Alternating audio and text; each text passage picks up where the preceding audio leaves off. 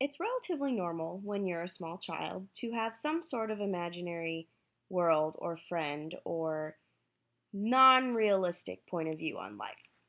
And my little sister, is no exception.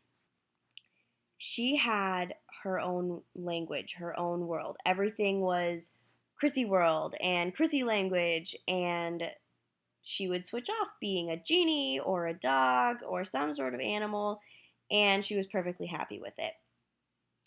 And it was cute for a while, and everyone kind of was like, "Oh, that's nice," when she would talk gibberish or crawl around on the floor telling people she was a dog. But the only person who could ever translate what she was saying was me.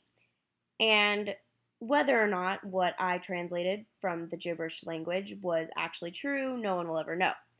But I was also the only person who could interpret her references to something she did or something she was going to do in Chrissyland. And that became a problem when I wasn't around because she would go into social situations and still be in Chrissyland.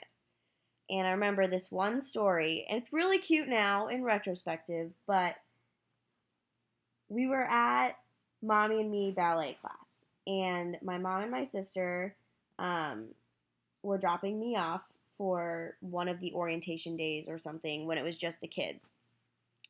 And my sister kind of wandered away from my mom for a little bit, and there was another little girl who was also dropping her big sister off.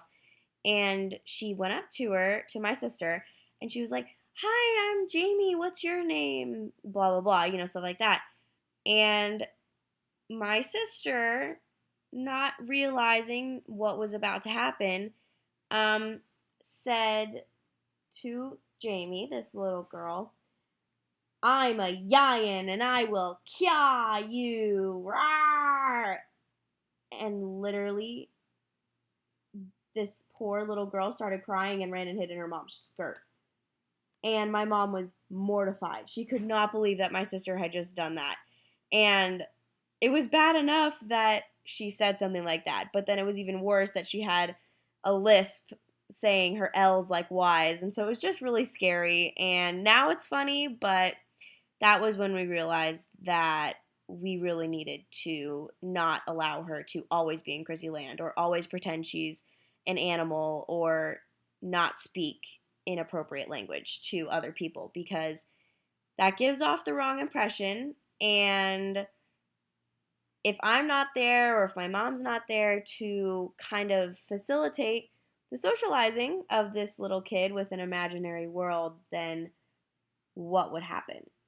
And I can't imagine what that would be like to go through life not having people understand what you're trying to say or what you're trying to do.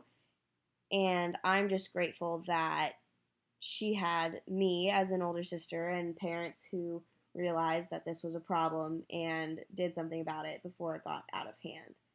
And that's really the moral of the story is it's okay to have, you know, your little quirks, but sometimes you have to adapt to realistic situations as well because not everybody will always understand what you're trying to say and it could end up being problematic.